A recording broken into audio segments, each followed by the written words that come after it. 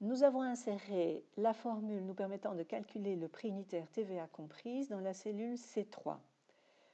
Pour aller plus vite, en Excel, on peut recopier le contenu d'une cellule.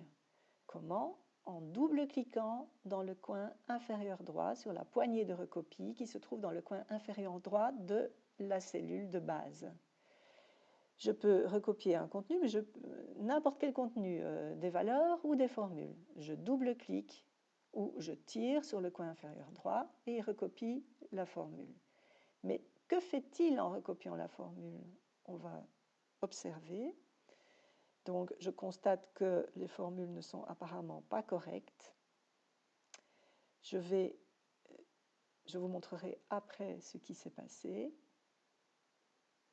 Je vais ajouter une colonne avant de vous montrer, dans laquelle je vais calculer à la main le prix unitaire TVA comprise. Donc ma formule, c'était égal le prix hors TVA fois le taux de TVA, fermez la parenthèse, plus le prix hors TVA. Donc je vais continuer manuellement, égal le prix hors TVA fois le taux de TVA, fermez la parenthèse, plus le prix hors TVA, égale B5, entre parenthèses, B5, fois taux de TVA, C1, plus B5, et ainsi de suite. Ici, nous n'avons que 6 produits. Ça pourrait aller relativement vite, même si on le fait à la main, mais ça nous fait quand même perdre du temps. Imaginez si vous avez des centaines de produits dont vous devez calculer le prix TVA compris, ça va être vraiment fastidieux. Donc, je les ai encodés à la main pour nous permettre de comparer ce qui s'est passé. Je vais afficher les formules en cliquant sur le bouton qui se trouve dans l'onglet Formules, dans Vérification des formules, Afficher les formules.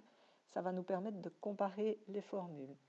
Qu'est-ce que je constate? Quand j'ai recopié la formule de base en double-cliquant sur la poignée de recopie, donc ici, ce sont les formules erronées, donc je vais les mettre en orange. Qu'est-ce que je constate? Excel a chaque fois incrémenté l'étiquette de ligne. Il est passé de 3 à 4, de 4 à 5, il est passé de 1 à 2, de 2 à 3, donc il a incrémenté chaque fois les étiquettes de ligne dans les références des cellules. Alors que si on observe la bonne formule, que s'est-il passé? J'ai chaque fois le même taux de TVA pour chaque montant, évidemment, c'est-à-dire 21%. Et ce taux de TVA, il se trouve en cellule C1. C'est pour ça que j'ai chaque fois une valeur, la référence C1 que je multiplie avec le prix hors TVA. Donc ici, je vois que je peux incrémenter l'étiquette de ligne, mais pas pour la cellule C1. Donc, je dois bloquer la cellule C1. Comment? C'est très facile en Excel. Je vais revenir ou pas. Je vais enlever les formules erronées. Voilà. Je vais aussi enlever la couleur de remplissage. Voilà. Pour bloquer la cellule C1, je place mon curseur soit devant le C, soit entre C1, soit derrière le 1. Il suffit que mon curseur soit dans la référence de la cellule et j'appuie sur la touche F4 de mon clavier.